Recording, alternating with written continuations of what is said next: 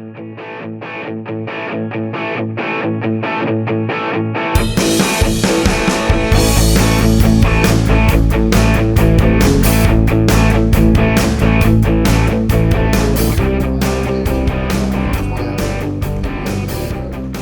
come first and speak for the representatives here at the podium, please.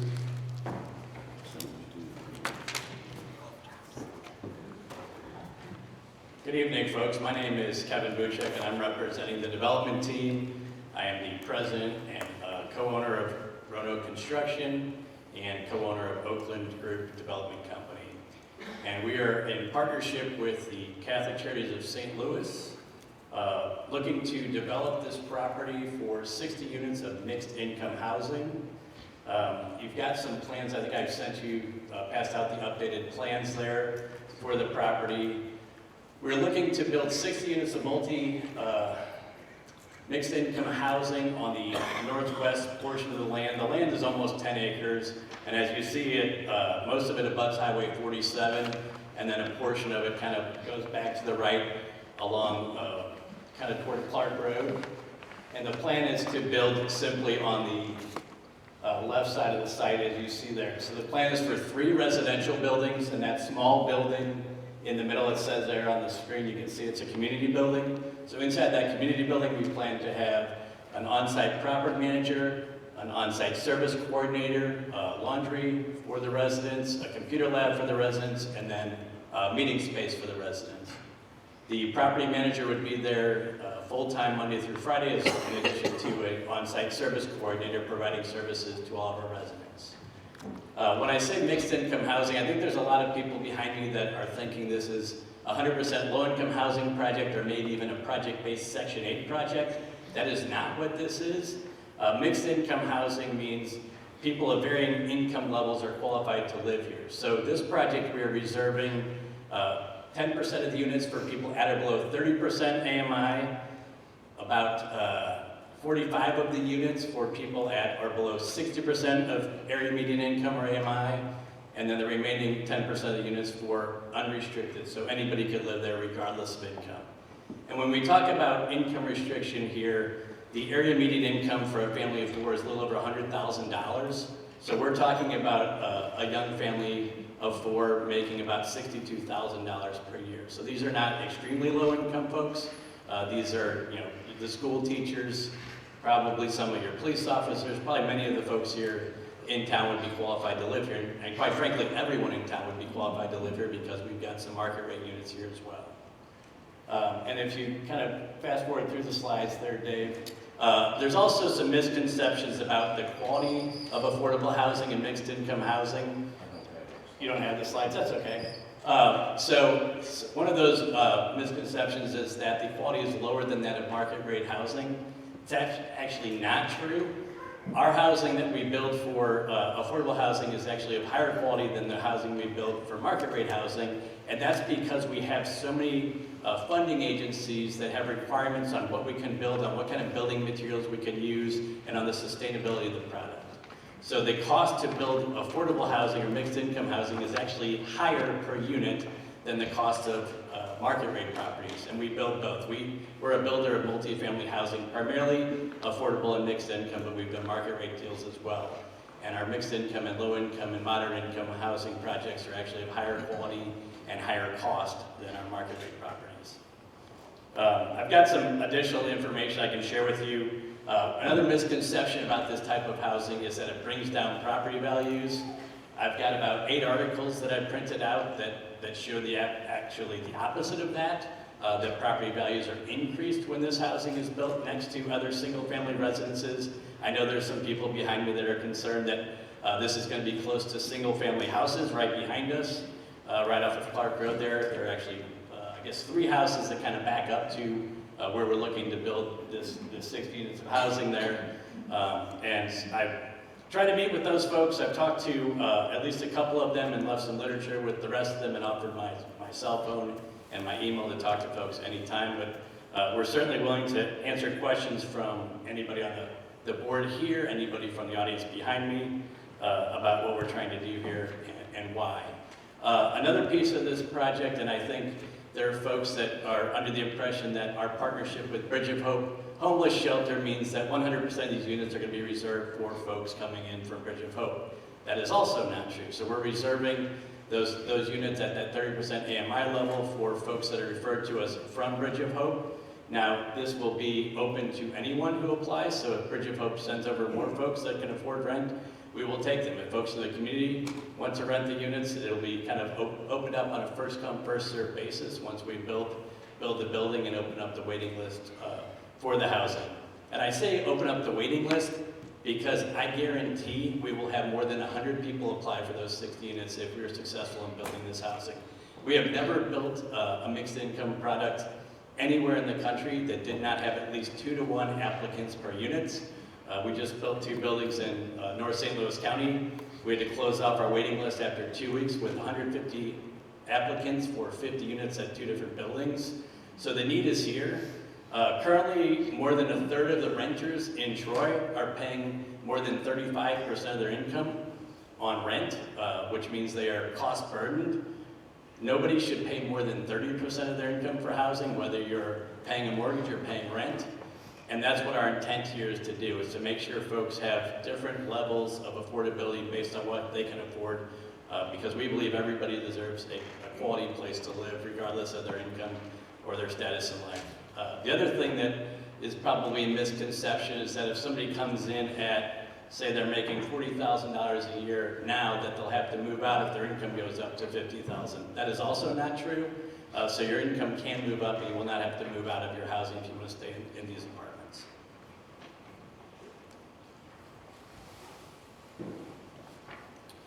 Some of the other amenities in the units will be, we'll apply all of the appliances, including dishwashers, ceiling fans, garbage disposals, and laundry hookups in every single unit.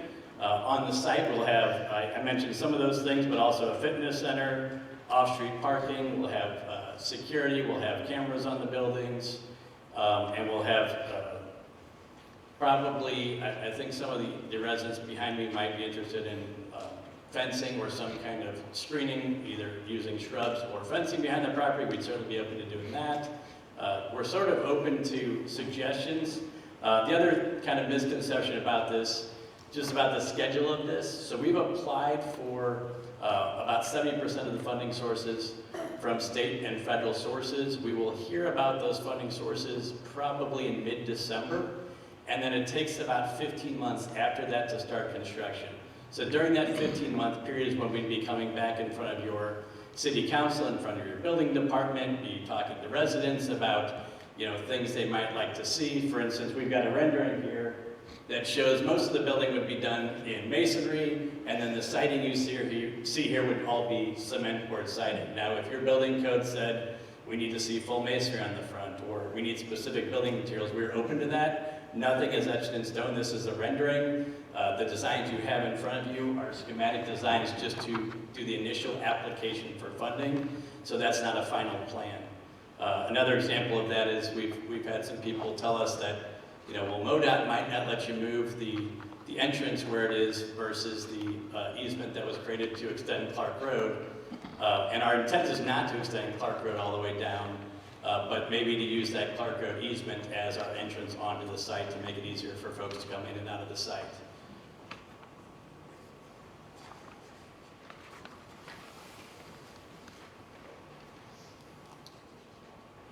One other requirement from our funding sources, I mentioned a little bit about this, but it's sustainability. So whenever you get funding from MHDC, the Missouri Housing Development Commission, for this type of housing, you're required to certify your building, or at least have the qualifications to certify your building under some kind of green energy certification program, such as the LEED program or Enterprise Green Communities. We often certify under Enterprise Green Communities because that's a program that's geared toward multifamily housing.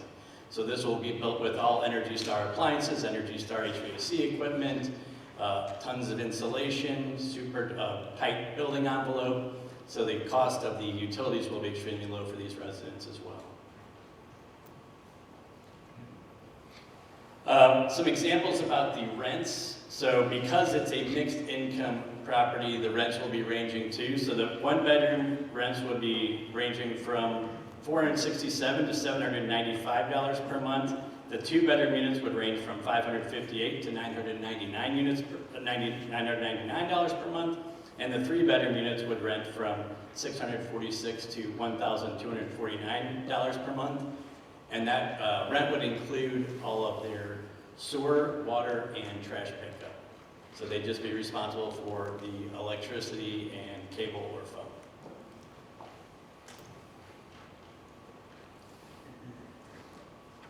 I think that is most of my facts, but I'd be happy to answer any questions you all have. Well, let's have the public speak, and we'll bring that up probably when we get to the regular meeting. If there's any Okay. questions about that, Okay, great. Thank you, sir. Thank you for your time. I appreciate it. All right, we'll entertain the podium to anyone who'd like to speak. Come right up, sir. Apartments.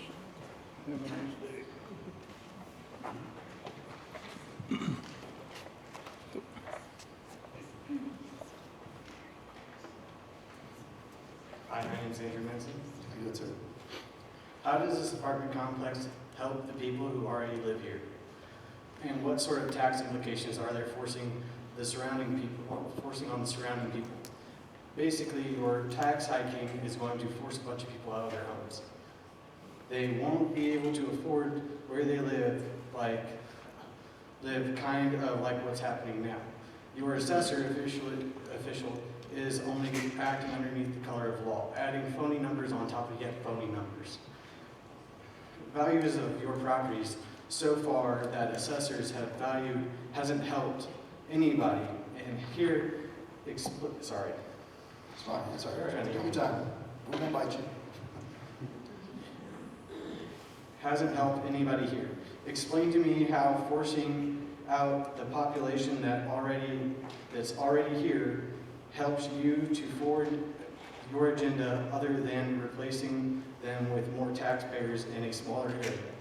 This is only furthers the city's development and control as far as approaching stuff that only furthers the improvement of the surrounding corporations and the surrounding areas. This isn't the only city that has this problem. It's across the United States. It is a model for almost every city around the world. Speaking of cities, what do you want to bet this is going to be one of those next 15-minute cities? Note, these are public servants, meaning they're your employees. They should be doing stuff in your best interest. I'm standing here as a living man on land and soil, asking you to do your job before we have to find somebody to do it for you. Not only that, the guy just literally said he's going to build a home. He already built a homeless shelter up the road, like Section 8. Like, we're already there. He's literally said, he just says units. They're not homes. They're just a place to rotate people out to make money. This is literally across the street from where I live. Like, I'm going to have to secure literally everything. All these people are going to have to do the same thing. They're going to have to lock up all their stuff. They're going to have to basically take care of all their family. It's messed up. Oh, sorry, I'm in the health department. I'm concerned about the safety of everybody in the surrounding area. With all the recent border crossings, how do we know these people haven't been vetted properly? Who are we inviting into our town? They're renting. It's not like they have a vested interest in this community. That being said, you're a corporation acting underneath the color of law.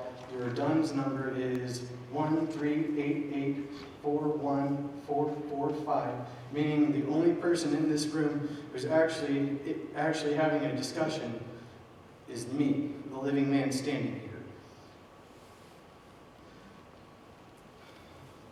Any others around me can stand up against this since they're also living. You are conducting yourselves as a business with business interests and not for the people's interest. Thank you. Thank you. Dennis.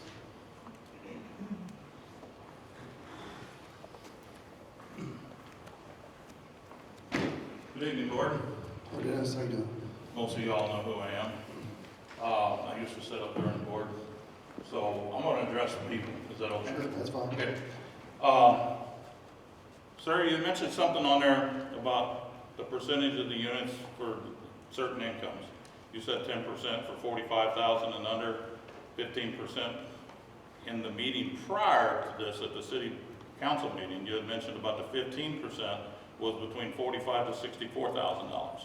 This evening, you mentioned it from $64,000 and up. You also mentioned about the medium income in Troy. What did you say that was, 100, or Lincoln County?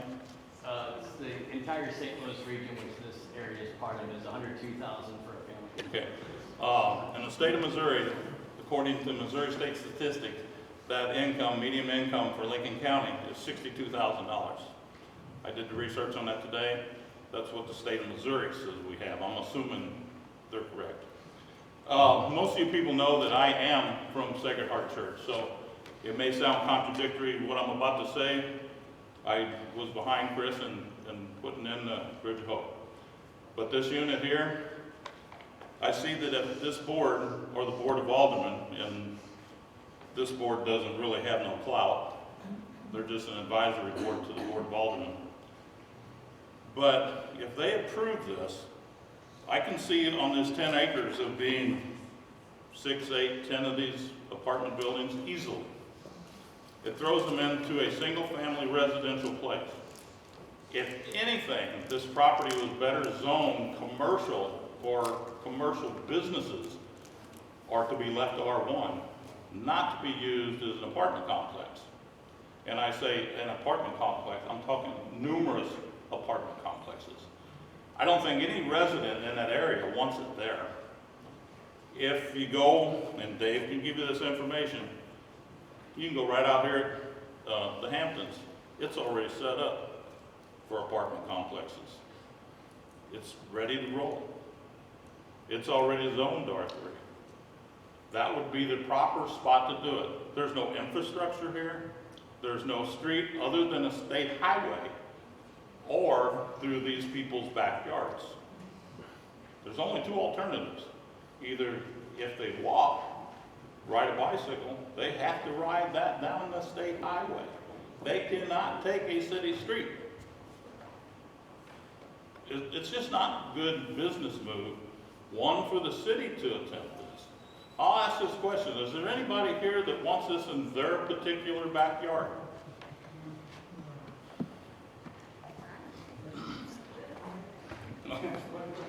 Okay, I can see the developers and the members of Sacred Heart.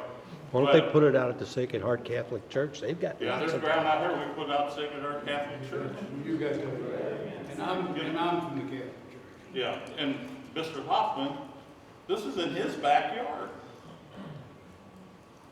You know, will it depreciate the value of these properties? Realistically, I'm gonna say yes. I'm not gonna say it won't. I'm not gonna say it will, but realistically, I would say that it will deteriorate their values. Like I said, there's numerous places in this town that can be put down. I'm not against low-income housing. I myself fall into the criteria of the lowest group there. And I'm not ashamed to say that. But with that being said, I do not believe, and I believe most of the people here do not believe that this is the appropriate location. They may believe there's a need for it here. And it's just like the Bridge of Hope. When the Bridge of Hope was first brought up, I was told point blank by numerous officers from numerous cities, they would bring the homeless people to Lincoln County because now they had a place to go with them. I don't agree with that because one of them used to be a Troy officer. But I can't control that. I think the board, this board is an advisory board, should say no, not to the low-income housing, because there's a need, but no to the location. Because this location could be better served as commercial. And I'm gonna step way out on a limb here. And when I say this, believe me that I'm gonna get some looks from a few people in this room that is not good. But if we can hold the public water district hostage to keep the property on the other side of the highway from staying the way that it is, because they want it for commercial property, and then take the property that is in the city limits and turn it into multifamily, there's something severely wrong with that logic. Severely wrong.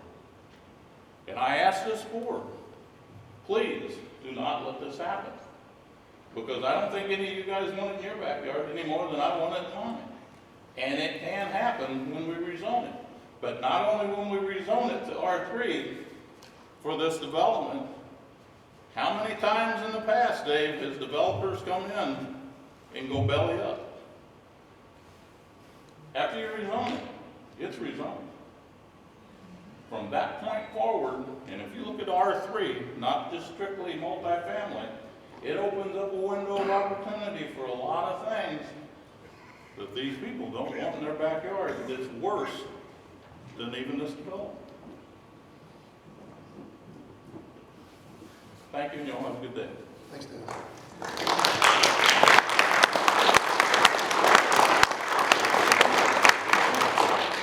Anyone else like to stand up? Come on up. April, let April. Sorry.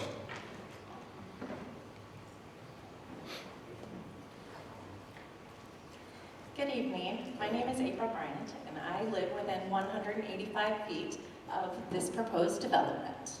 I'm not here to debate if there's a need. I'm here to express my concerns. On Tuesday, the developer visited me and showed up on my doorstep and asked if I had any questions. And I said, why here? His answer was essentially, it was available.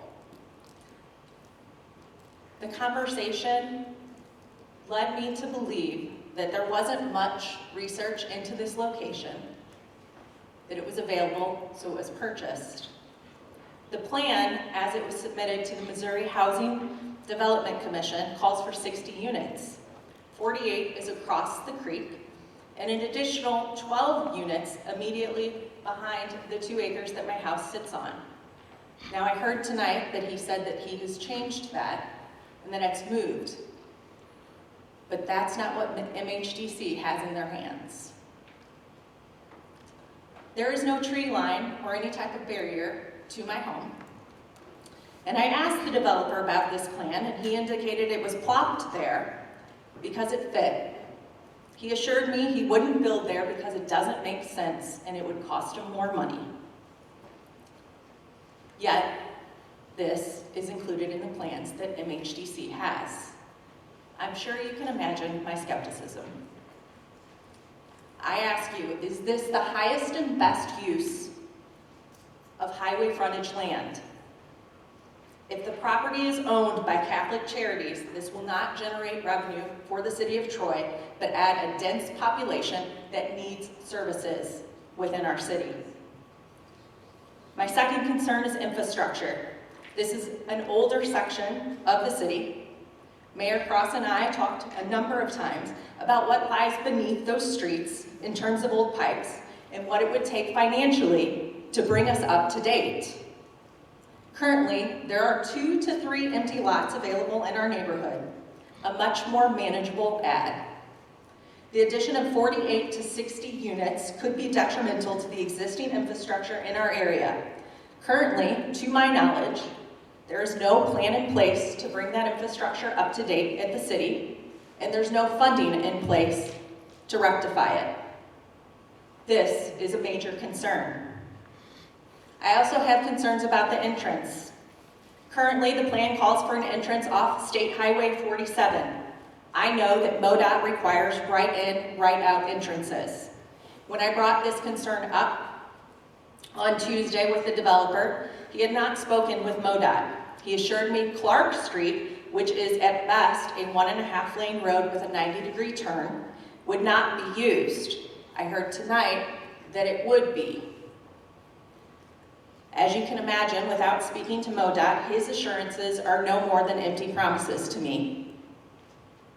This will result, if Clark Street is used, to increase traffic from the apartment residents that navigate through secondary roads such as Ellis, College, Perkins, Harrison, Boone Street.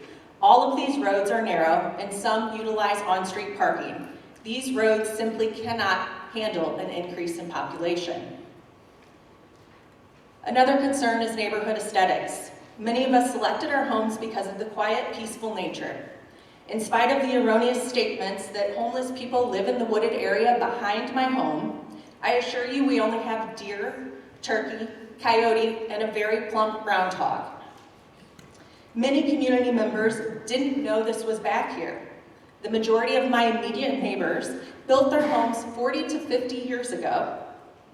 Adding this development drastically changes the look and feel of our neighborhood. It adds light pollution and noise pollution to our quiet neighborhood. Finally, property values. I know Mr. Buchek has said, and he has sent me, a number of studies. For every study you can find that says one thing, you can find studies that say another, and I have just as many. Low-income apartments in an established, thriving neighborhood can lead to decreased property values for surrounding homes. The studies that he sent me are for blighted neighborhoods. They say it won't impact the value of our homes, but when and if it does, then what? The perception of increased crime or lower quality housing may deter potential buyers of our homes. Do not let faithful tax-paying citizens be the sacrificial lambs for a cause that was not properly paired and researched for our neighborhood. There is plenty of land for sale that doesn't depress an existing neighborhood. I respectfully ask that this commission deny the request for a zoning change and force the developer and the people supporting the development to go back to the drawing board and formulate a proposal that is well thought out and takes all stakeholders into consideration. This must be a net gain for all. Thank you. Good evening. Good evening, sir. My name is Ryan. I'm actually new to the area. I'm on the corner of Avery and Clark Street. I lived in Troy for almost all my life, and I finally found the perfect home for me and my wife and my 2 young daughters. When this was brought up, it was a lump in my throat, because I have children we teach them not to go on the street, but we have lovely, amazing neighbors that slow down, wave, look at our decorations, make sure we're okay, and then at this point, they came and told us about what the situation is. During the COVID pandemic, all that fun stuff, it changed a lot of things in today's society. I get that. It changed market values, it changed options for either land or zonings. As for the market, I bought my house in the wrong time, but it was too good to be true, and right now it sounds like that dream's been taken away. This will be in the middle of my front yard. Clark Street, it's a very, very thin road. I don't know if any of you have gone through there. I just walk that twice a day with my children, just get some daily exercise, and there's cars coming through, that residents that live there, and I basically have to go out through the grass to make sure that we're all safe. I can't imagine having countless cars coming in, speeding in and out of there. I grew up in a low-income situation, and I support having low-income and median, mid-level, multi-level home income folks living in Lincoln County. I don't think this is the perfect spot. The gentleman over here said the Hamptons, a perfect spot for it. Or the area behind Super 8 and where the Dodge dealership is. Completely ready to build subdivisions or apartment complexes. Like you see it on the highway, on Highway 70, going through Flint Hill. I just really feel that this is, I wouldn't say unfair, but I get that's life, but I think there's better options. There's for anybody to live anywhere, I think for their sake, especially if I didn't know the thing about MoDOT. If MoDOT can't get in there, they refuse to go in there and help service the roads, whether they're salty or salty, lay down salt, or because they're icy, or if they need patching work or anything like that, they're not going to go in there and do I do agree with the lady that spoke before. The backyards and the front yards, it's a quiet area where we chose to be. Just the other day, I saw deer and turkey running through the field. We're taking away not just our backyards, but their backyards. I understand there's a creek through there. Is there, I'm not sure if Army Corps of Engineers has said anything to debate that natural waterway? Has that been taken into consideration? And it's just, I do agree with the other representatives of my community saying that this will affect the market of our area. I'm not planning on selling and moving anytime soon because I just moved in about a year ago. But if I can't sell my home because this is coming in now, well, who's going to help me now? I understand we're helping out other folks, but it's not fair to the families that chose to be here and have been here for 40, 50, 60 years. My home alone is 60 years old. I just strongly suggest, and please beg, reconsider, find a different spot that is perfect, suitable for the folks going to be living in these apartments and the folks that are living or residing, working around this area. Whether it's safety, market value, or just serendipity. It's the beautiful essence of the area. Thank you very much. All right, thanks, sir. Good evening. I'm Chris Schieffer, President of the Board of Bridge of Hope. So I just want to bring up a few points to draw everybody's attention to. I realize that if it was in my backyard, I would feel the same way. I would, but I want to bring up, how long has this property been for sale? What budget concerns is the city seeing right now? How can we turn away development that we so desperately need to balance the budget of the city? Just a couple of things to consider. The majority of the people that I work with are people that live, work, and reside in Lincoln County and in Troy, Missouri in general. They aren't brought from the border. They aren't brought from other cities. They are here. Now, whether you can find where they're at, that's another thing to argue. But I'm going to tell you right now, if you're homeless and you live in Lincoln County, you don't want people finding where you live, because everything you own is in that tent or in that backpack or in your satchel or whatever you have that you pack with you. And I'm here to tell you right now, I've been to their places. I've visited with them. I meet with them on Saturdays. They're here, folks, and they have to have a place to live.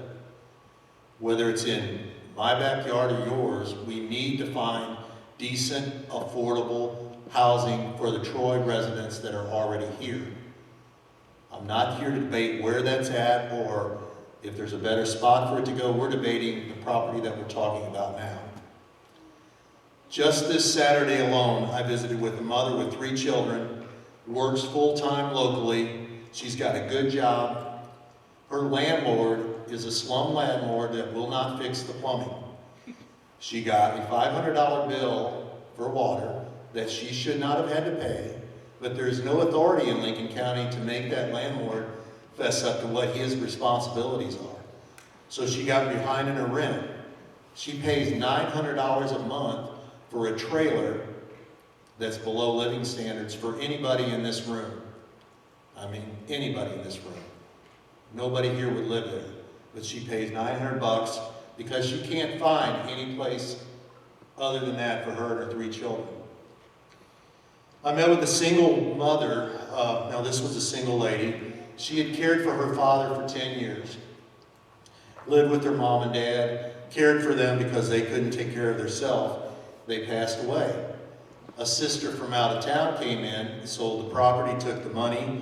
She can pay for somewhere to live, but she's now paying the landlord $600 a month for a place that has no heat, no hot water, and she's looking for something better, but it's not there.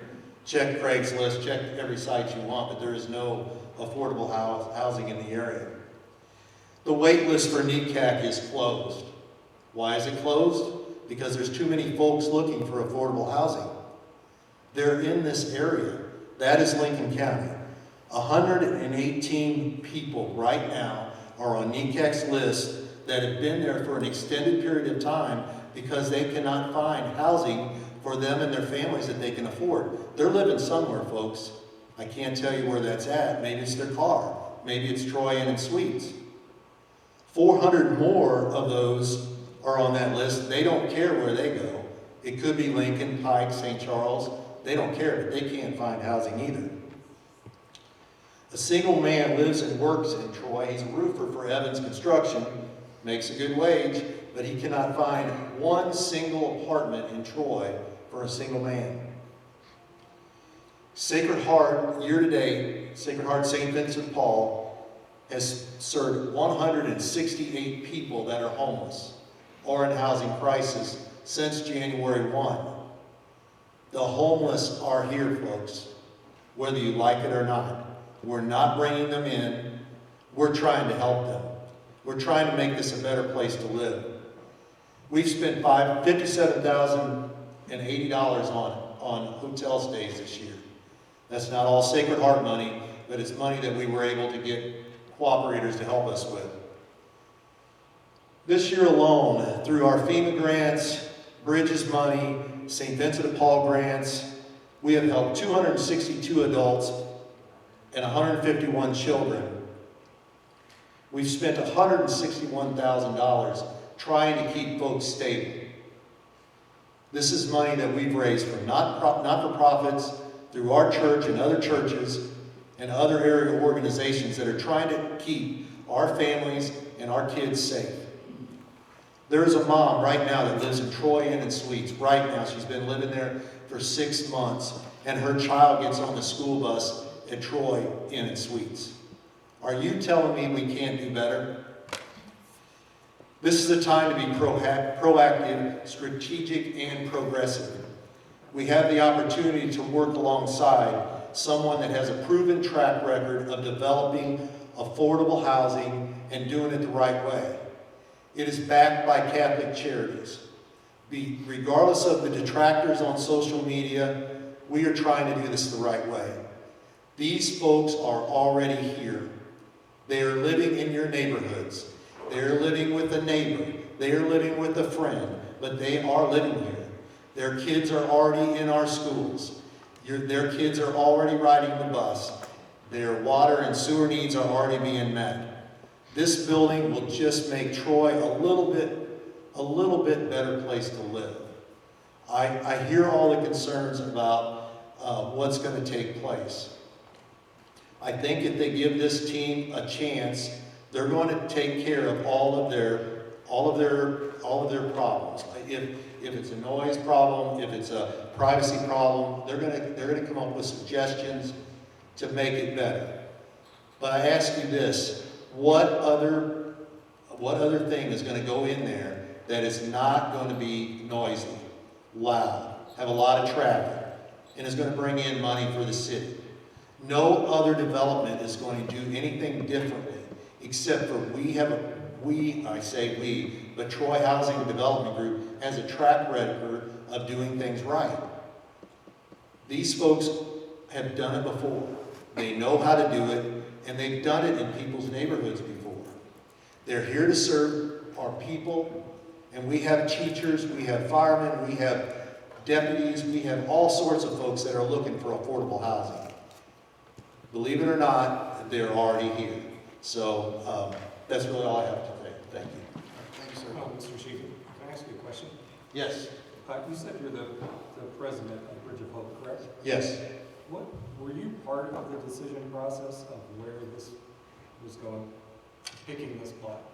No, I wasn't. Okay. No, I wasn't. I will say, so Bridge of Hope has three goals. Number one, develop a place where the homeless people can come to get the resources they need to get to a better place.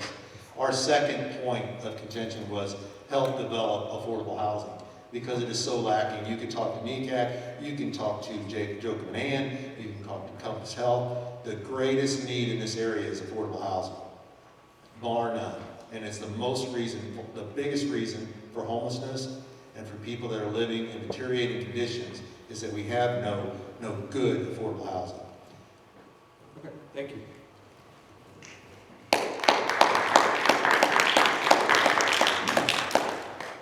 Hi, I'm Kathy Evans. I grew up here, but just recently moved back.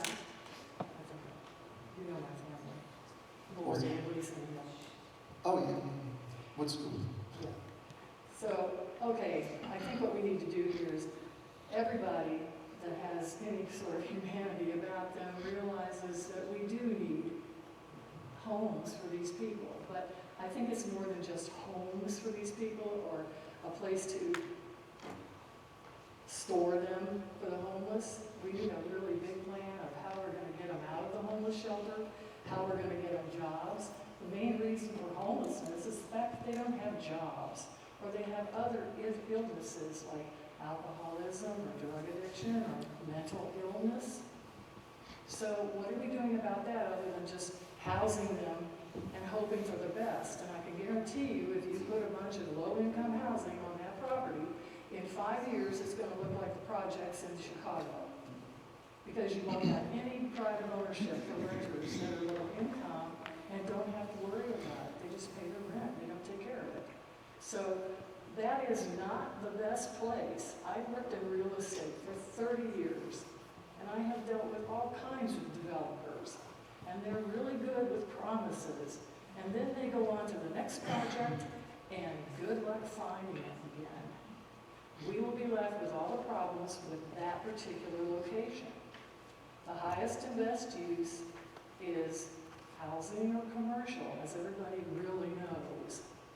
So I don't think that this is a good idea for this particular location, but I think that more planning is needed for a true place for these people to help them get out of the horrible situation that they are in. Because doing this and just sticking it on a piece of land because it happens to be available and it's big enough, and I can tell you right now from the research I used to do for site selection for major corporations, the homework has not been done on this property. So this is not the place to put it. Thank you very much. You're welcome. Thank you.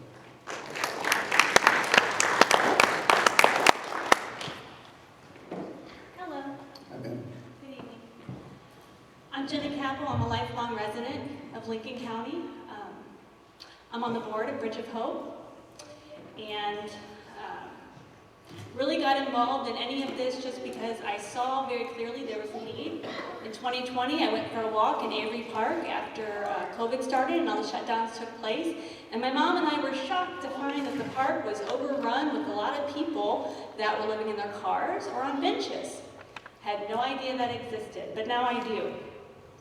I want to remind this group that we're actually talking about a parcel of land and what's the highest and best use of it. But we keep bringing in fringe comments, so I want to make sure we attack those head on.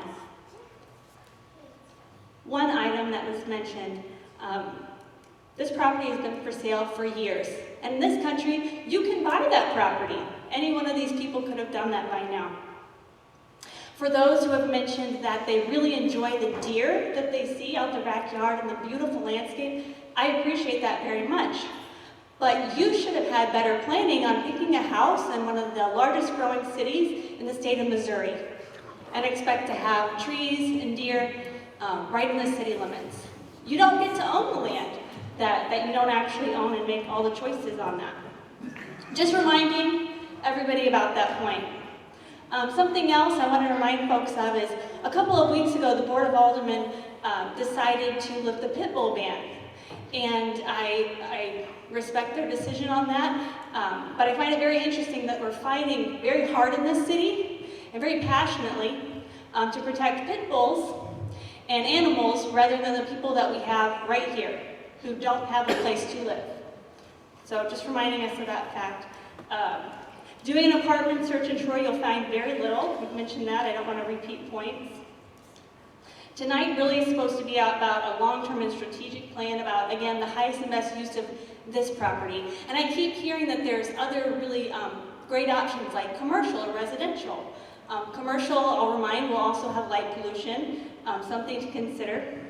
And when we say there is a need, and a lot of people acknowledge that, which is great, we don't have to belabor points, but when we say there's a need, but we don't want it in our backyard, we don't want it by us, we're saying that we're too good to have that next to us. That's what we're really saying. It should be someone else's problem. It should be further down the street, in the Hamptons, or a place hidden away.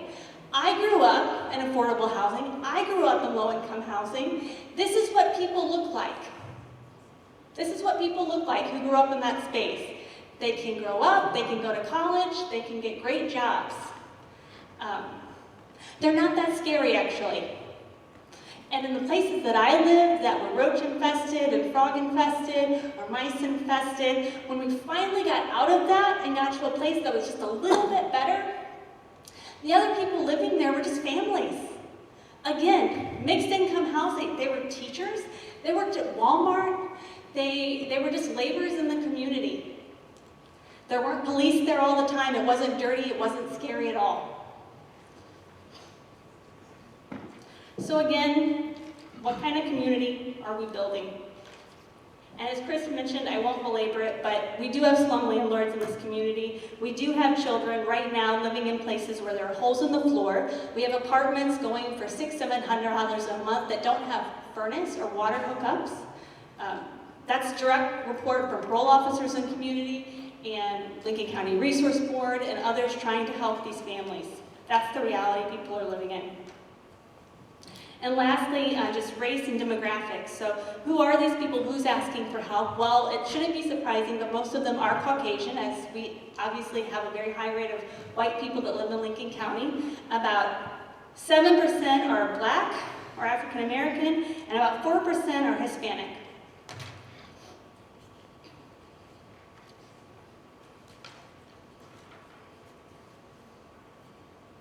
And lastly, I'll say, as I mentioned, I didn't want to go off the rails on Bridge of Hope specifically, but since it was brought up, I think it's only fair to note that you are absolutely right. We need a program in place. We don't need food and a bed. So I would love and invite you to come to a meeting and hear about all of that. How we are not trying to keep the cycle of poverty in place. Brookings Institute study says, it's a reputable place, just really briefly, to effectively bridge from poverty to middle class, you must offer 4 elements: safe shelter housing, education, health, and a workforce development livable wage. When program addresses all 4 of those, the odds of someone attaining middle class is 93%.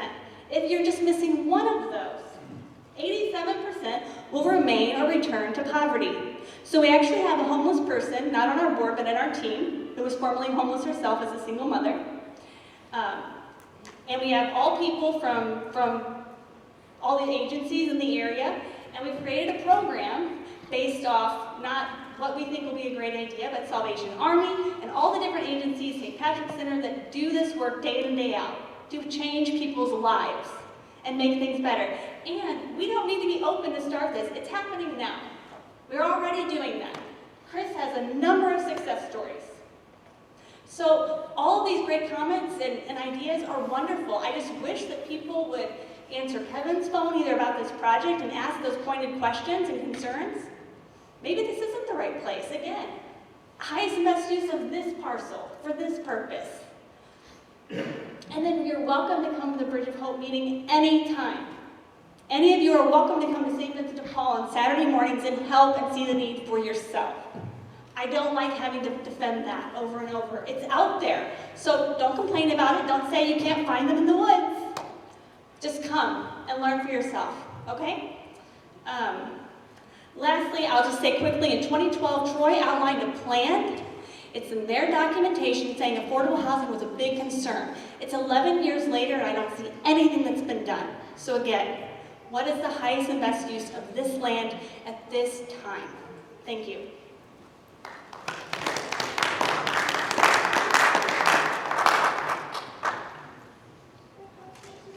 Hi, my name is Jessica Denman. I've lived and worked in Troy for about 20 years now. I won't share my opinions as to what I think of of the development, whether or not there's a need, any of that, but what I will say is that for anybody looking at this screen tonight, if you think that there's only going to be 3 units there, you are sadly mistaken. I can tell you that the developer wouldn't even have came to the table had all of that other space not been filled up with units. So that will happen. It will not be 3 units. But why we're all even sitting here considering this tonight, I'm a little confused, because it's well known that the city, the county, we don't have the safeguards in place in the way of rules, regulations, ordinances, policies, and procedures to ensure that this property does not become like the slumlords that we've heard referenced multiple times tonight. This developer is not here out of the goodness of their heart. They're here to make money, which is their right, but at the end of the day, we don't have the laws and the ordinances on the book to protect the city and to protect the residents in the event that we have a huge multifamily development like this that goes to the rails. So I would urge the city and the county to start getting some of those ordinances and safeguards in place before you start letting development like this happen, because we're setting ourselves up to be put in a really bad position. I can assure you that. So that's all I really wanted to mention. Thank you. All right, thank you.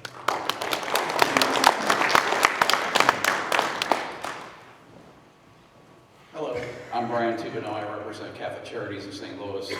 I've been with the organization for 7.5 years. Catholic Charities of St. Louis has been in existence since 1912. One of its main focuses is providing housing for all types of people: expectant mothers, children, people dealing with substance use disorder, veterans, foster parents and foster families, the elderly, and plain just regular folks. I'm not going to say a lot about it because I'm not a resident here. I've spent a lot of time in Troy getting to know the folks at Bridge of Hope, Lincoln County. I see the need. I've heard the stories. I would just say that when it comes to properties that we looked at, we actually first looked at Boone Street, which was already zoned multifamily.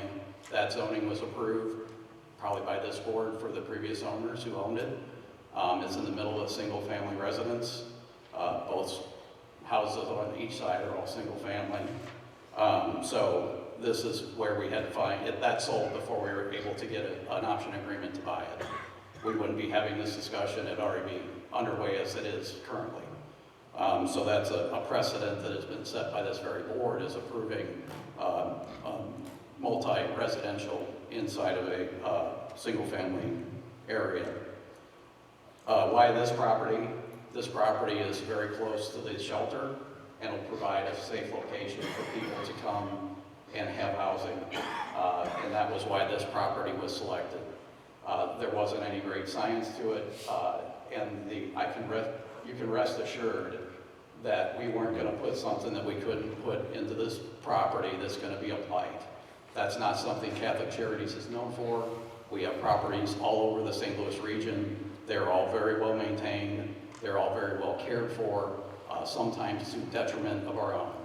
But I'll go a step further here, and Kevin can obviously answer this when questions are being asked by this board. MHDC requirements say that this thing has to be pristine in appearance, in operation, in inside and out. There's no ability to deviate. Our investors who are investing in this project will come back to us, and we'll lose our money and our interest in this property because it's that serious. These are some of the tightest regulations you can ever have on a property to make sure that it is, if there is a faucet that has a drip, it's fixed. That's required by the state. It's required by the investors. How long is that required for? For the life of the project. 30 years. 30 years. 30 years, which is probably a life of a project over time. It's going to have maintenance issues and things that every house has. But these are going to be top-notch. And when I hear about multi-phases, our intent is not to produce multi-phases in this. Why? Because I'm in Washington, Missouri. I'm in Perryville. I'm in Potosi, I'm in Farmington, and you know what the main need there is? The same thing as here, is affordable housing. So it is our intent that this would be a model to follow in other communities around the St. Louis metro area, where you have the immediate housing shelter and you have a pathway for people to find housing. You also have, we're not putting all low-income residents in this facility. It'll be a mixed income so that kids can play with kids of varying levels of stature. I think that's very important to note. These are not all low-income families. It'll be a broad mix, and that's very appealing. So I would just say again, I understand the not in my backyard. I ran for office in my village in Illinois because I fought a not in my backyard project, and it caused me to run for government in my town because what I found was a process that needed to be improved. So I can understand it, but this is how we are here today. So thank you for your consideration. Thank you, sir.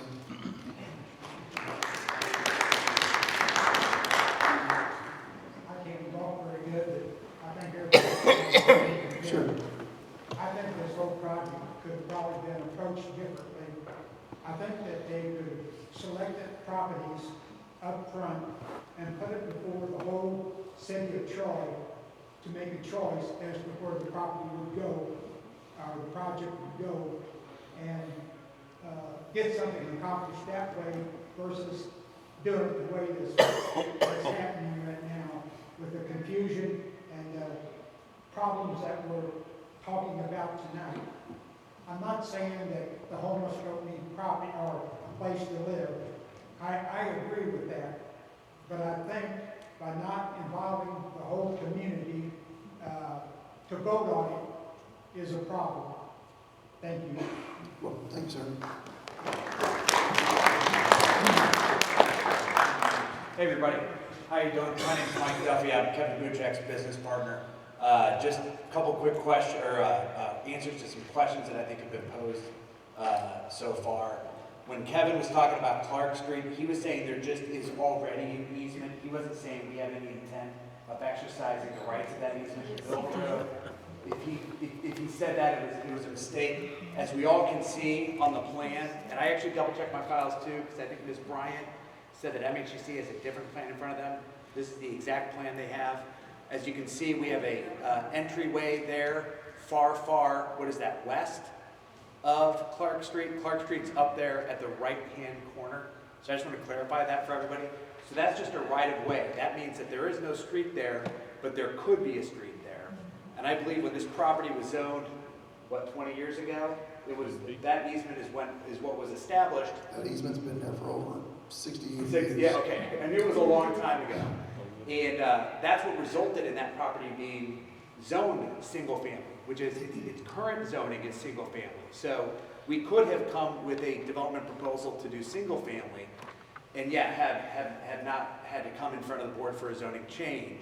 This property being on a high dense street like Highway 47 is much more conducive to multifamily than it would be single family. It is not our intent, and go ahead and make it a part of your approval. We will not be cutting streets through to Clark, to all of your small neighborhood streets. We agree with you. It'd be totally inappropriate to put 100 cars, 50 cars on those small neighborhood streets. It's only going to be accessed by 47. And just to make another quick point about location, as Kevin said, yes, when we became part of the team that's been thinking about this for a long time in this community, we happened to get to this piece of property very quickly, but it is very well placed for this development. It's very well placed for this particular population of people that will live here, because it's going to be young families of children, and your middle school and grade school are within walking distance. So it is actually a fantastic location. And kids walking up and down the highway? for sure, yeah. For sure. Yeah. So from a location standpoint, to put it way over on the other side of the highway would actually take families and children further away from the school. I just wanted to clarify a couple things on location and Clark Street. Thank you. Hey, Mr. Duffy? I'm Yeah, sorry. for sure. The plan we have that's presented up here has an entrance on the other side of St. Stephen Lane. I don't show this. Yeah, it's all. Yeah, that must be some earlier iteration. Site planning goes through multiple iterations. iterations. Yeah, so which one is it? That's what I'm asking. This is the current plan, correct? Okay. Yeah, for sure. We've, as Ms. Bryant said, there's plans out there that did. It showed buildings up and down this long shape of the L. Those are all, site planning happens in an iterative process. You put things on paper, you stare at it as a group. You get developers, contractors, architects, engineers, neighborhood community involvement, which we've had quite a bit, to look at that. And this is the point that we currently stand, that would be the formal presentation for you all in the consideration of an approval. So yeah, apologies if there's confusion about which iteration of a plan is under consideration right now, but this is the current and only plan we would be looking for consideration. I have a question for you, sir. For sure. All right, have you tried to pull out of that church right there? Have you been in that parking lot? Have you pulled down to that stop sign? Have you tried to get out of that parking lot? I have, yes. All right, have you tried to do it during rush hour when everybody's going to work? I think it was roughly rush hour. If you're saying it's going to be safe for kids to walk to school there, I can tell you that is not the case. I did not say it would be safe for kids to walk to school. I said this site is very, very close to the school. It's very close to the school, yes. Right. Like, if you're going to do something, you might as well put a stop sign in, because all you're going to do is cause much more accidents where there's already accidents. We don't have the ability to put it And stop. again, you just said you wrote everything down on a piece of paper and stared at it. Why don't you do real logistics? Sir, stoplights are not decided by private developers. Stoplights are decided by, in this case, the highway Please do your department. due diligence before you come to us with this. I'm sorry? Please do your due diligence before you come to us with this. Thank you. For sure have, yeah. And Let me also, the other conversation about how this. So many houses that are already great within a town that you could just buy and fix and sell. So this is the start of the. So a lot's been discussed about how this has already sort of happened. Nothing's happened yet. This is literally the second public meeting, I believe, on what is a long-range plan here. So yeah, this is a discussion, sir, and I appreciate that feedback. Concerns about traffic flow are very, very common in these sorts of conversations, and we're happy to continue that conversation. I just wanted to answer, I was hoping to answer the questions about why this site, what's our real plan for Clark Road. I'm trying to establish and clarify those questions. So what you're saying is, this plan up here is just to show us something tonight. No. It's not set in stone. That's what you said. You said this is just the first iteration. No, this is probably the 7th iteration. Well, whatever. What this hearing is, All right, but what you're saying is that could change. Absolutely, See, that's my because concern. until That's it's- my concern with this whole project. It can only Starting from change the with their homeless approval. shelter This all the is- way up till now. Sir, this is This it. is all changed from the first time it was ever presented to the board. I've been to every board meeting. This is the first time I saw you, all right? So This I is know a what was zoning said, and I know what was presented to the board. You're And talking about the City of Troy City Council. yes, About a month and a half ago. Yeah. right. Everything's changing from the time that it was first presented as just being the homeless shelter, and then it mutated into, This okay, was we're never gonna, a we're homeless- also gonna have This was low-income housing, This was and never a homeless at the same time, the homeless shelter We saying, can have we're a not, debate all day long, but we need to move along. We haven't got to the regular meeting yet, so when we get to the well, point- alls I'm saying, Kevin, is I think there needs to be more research on this project before anybody gives the okay on this, because every time they come in, something's different, something's changed. Yes, So I think we it's need to getting done research, now. we really need to research this whole project, Well, because the One thing whole, that's getting done tonight is the change for zoning is it. well, it doesn't need to If it happen would till, change- my opinion is it doesn't need to happen until Well, everybody's done their We're research gonna on vote what's it going here on. shortly after this public hearing is over, so it may not even go anywhere. Yeah, my apologies. This is just a zoning hearing on this particular plan at this point. But all I'm saying is this whole project hasn't had the proper research. It hasn't been looked at to where we actually know what's going to happen. The right-of-way doesn't even meet MoDOT specifications for a right-of-way of the development of that stair track until sitting here looking at the scale. There's no way you can have that amount of traffic flowing by there and get people in and out of there safely. Have you done traffic counts? Okay. Let's let the gentleman behind you speak. Let's try to move this along. We've been gracious with, well, enough time. For sure. For sure. Hello, my name is Mitch Bryant. This is right by our house. You talked about being close to schools and having families easier access to schools and stuff like that. There's property right behind RP1 that's 8 acres, has proper sidewalks right by schools, just like what this is, right by grocery stores, I mean, restaurants, all kinds of stuff is better access for you. That's what we're saying. There's better places for this to be put. We're not against what you guys are wanting to do. Okay? I've been in poverty. I've applied to be CAD. Okay? So I've been through all this. So just please think about reconsidering. Put it somewhere that's better and easier access for those type of people. Okay? That's all of us neighbors in this neighborhood are asking. Okay? Please. Thanks, Mitch.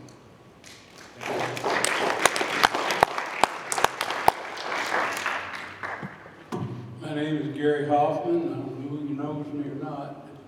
If you look at that sketch I got up there, and you take the yellow line, go down to the bottom, and go up to the next corner, and you see that roof there, that's my backyard. And it goes right up next to that where they're parking cars. Got that about. And the next thing is, they're looking for a place. Catholic Charities are in this. I am a Catholic myself, for a start. And I give every month to St. Vincent de Paul, too.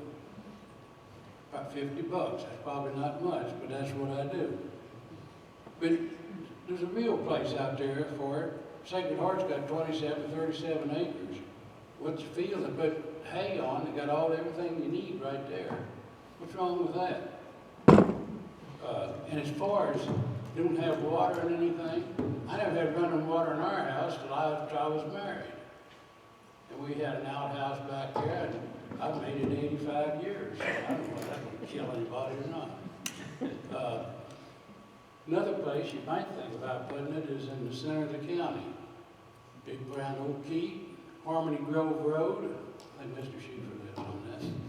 Just put it up there. And I pray that you all don't pass this.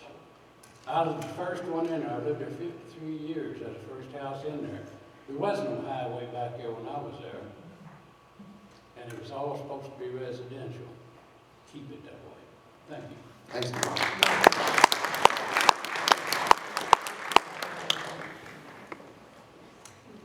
My name's Stan Pullman. I've lived in this neighborhood for about the last 30 years. And I will tell you that if this development is located at this particular position, it will completely change our neighborhood. I have talked to most of the neighborhood people, and I do not find anybody that wants this particular location for this development. So I think probably if we could work on finding a location that might work better, that the neighbors will appreciate it more, and I know our neighbors will. Thank you. Thanks, Dan.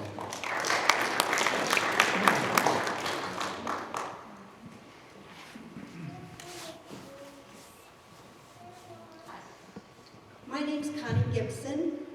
I've lived in Lincoln County all my life, and Troy most of my adult life. By no fault other than my own, I was a single mother. I lived in some pretty crappy houses with my kids because I couldn't afford anything better. I had to pull the crib away from the wall to keep some ice out of the crib. I couldn't open my cabinet door without roaches falling off on the floor, but I couldn't afford anything better because the only low-income housing apartments available was full. There's a waiting list. Finally, I was able to get a loan through Farmers Home with USDA, and I got a house in Trojan Lake. And I remember the looks I would get when I tell someone, oh, I live in Trojan Lake. Like, oh, you're one of those. Yes, I'm one of those. I'm one of those low-income families that raise 2 kids, and we finally got a yard to play in. My daughter went to college. She just spoke up here. She's on the board for Bridge of Hope, and I couldn't be more proud of her. And I find it hard to believe that all these people want to help low-income families and homeless families, but they just don't want to see them. There's got to be a better place, not close to me. I would rather have a Home Depot. I would rather have a strip mall. I would rather have anything but income-based housing behind me because, well, you know how those people are. Well, this is how those people are right here. This is low-income housing.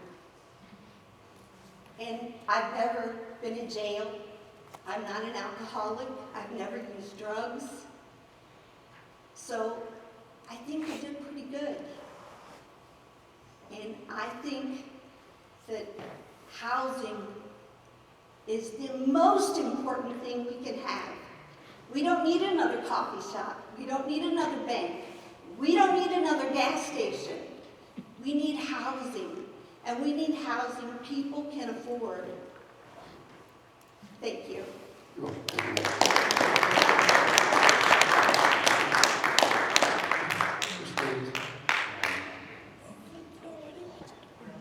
I think this is a Catholic church piece. Why isn't this being put out at the Catholic church? They got plenty of ground out there.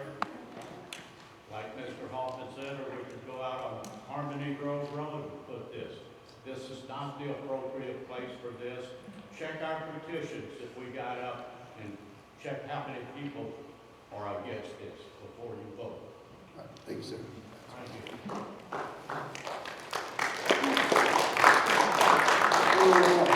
I'm just going to remind everybody that homelessness in Lincoln County and affordable housing is not a Catholic Charities problem. It's an us problem, okay? So we would accept any donations from other churches. We'd accept any sort of support, but that's not Catholic problem to solve. So just a reminder.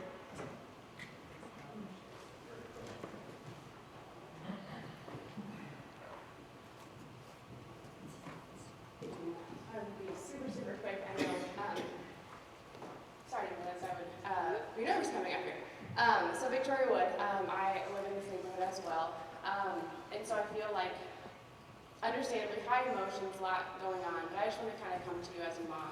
I also, I don't know if Brian is still here, but when we bought our house, that is, again, it's 3 streets kind of make up our neighborhood, and it's quiet, and there's trees, and that for me, I also grew up in low income, and I was a case manager for 10 years in the criminal justice system. I understand all of those needs. I also, as a resident and as a mother, I shouldn't feel bad, but I want my neighborhood, and I shouldn't have to. My kids, our neighbors, we're up, we're walking around, we're walking in our neighborhood, our kids are riding our bikes, it is quiet, we all know each other. There's some conversation about, well, you know, we could have bought this plot of land if we wanted it to stay that way. Well, when we bought our house, it was an R1. So I think that's kind of my point in this, is that that's my desire, is that it would stay. I would never feel comfortable. I would be here if it was a different development that would be asking to be rezoned as an R3. My opinion would say the same, that I asked you guys to tonight, to not recommend that. So thank you guys. All right, thank you.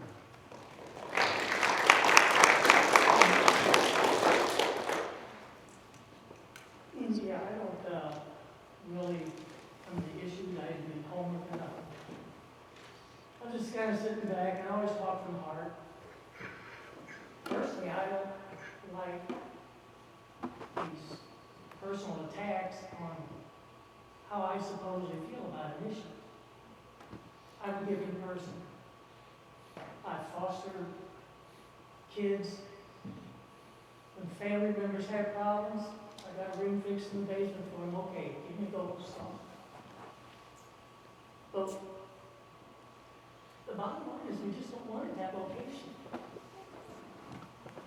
And it has nothing to do with we're better than you are, or how dare they put it in my backyard.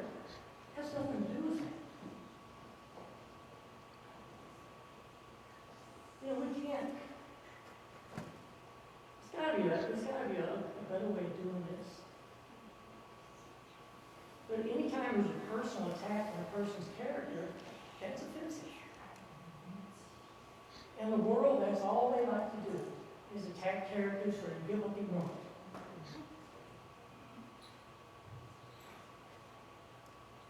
I mean, if the location's bad, it's bad. I mean, what is so important? Is there gold in there or something? Is there oil under the rocks?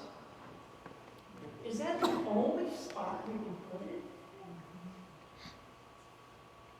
Here in the backyard, that's nice. But, you know, what am I trying to say? Confusion. I heard the term confusion. It is confusing. It's a big need. I come up here at the four-way and there's always a guy standing there wanting change or something. He's probably one of who you're talking about. That's bad. It looks bad on the city. It's right there when you come in. Bingo. What kind of place is this? But you're going to put in sewers, you're going to have to put this, you're going to be spending millions of dollars before you drive the first nail. Where's that money coming from? My tax bill? Is there some place that I've heard, and I don't think they're lying, I've heard where there's places that's ready to go.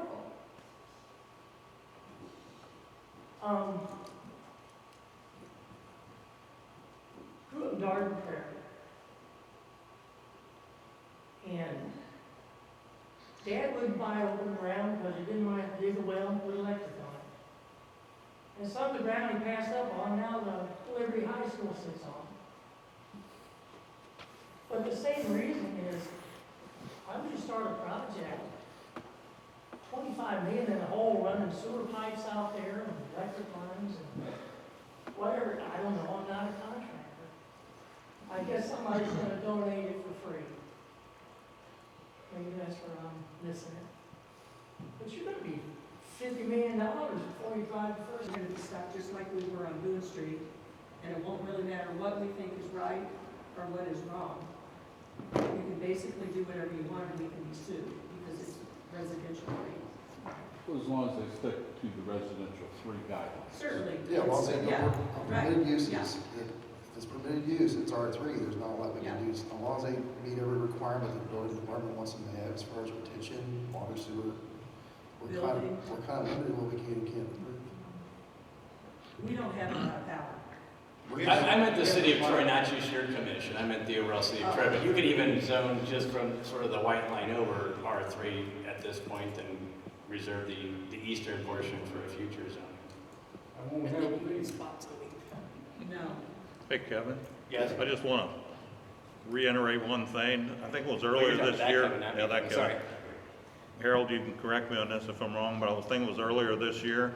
We had a sewer issue that blew the manholes off after a rain in David Norman subdivision in the old Sacred Heart Church Rectory parking lot because of the water infiltration, and those lines are 6 inch up there, Dave? Or 8 inch. 8 inch? They're 8 inch, so my question is that with the problems we had in the past, and we throw in another 90 to 60. 90. 60 is what we're proposing. Okay, next. 60 to 100 toilets onto that line. Is that really a good thing? Because I don't think the infrastructure can handle it. Plus, you know, granted those things don't happen all the time, but the sewer backups in the city is nothing that's new, by no means. And that's in the location that comes down through that neighborhood. So that's another issue they need to think about is either rebuilding the sewer system all the way through there, because it's just a tremendous load to throw back into the sewer system. Plus, one other thing is the fact that, you know, once this property is zoned R3, it turns into the scenario that we had on Boone Street. Everything that they want to do with this property at this point, you guys have no control over whatsoever, and neither does the city, long as they abide by the rules set forth for R3 development. They can't, it's not that they come back and ask you to put another development in. They come to Dave and tell him, here's our plans, and Dave either says they're up to par, or this is what you got to do to change it, but you can't stop it. It'll continue on. All right, thanks, Dennis. Any other comments by the commission? Any concerns?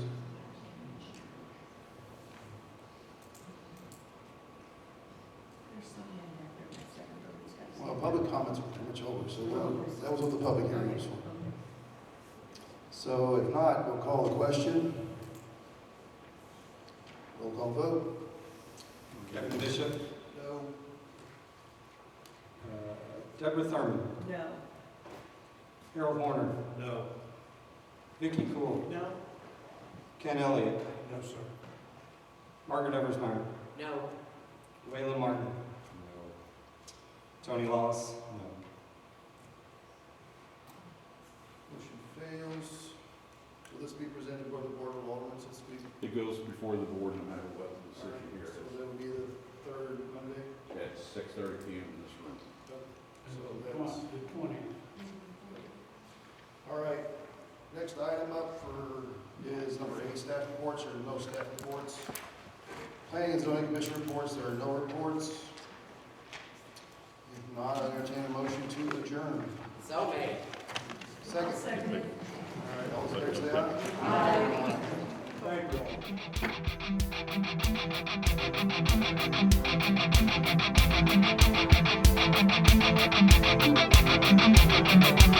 you.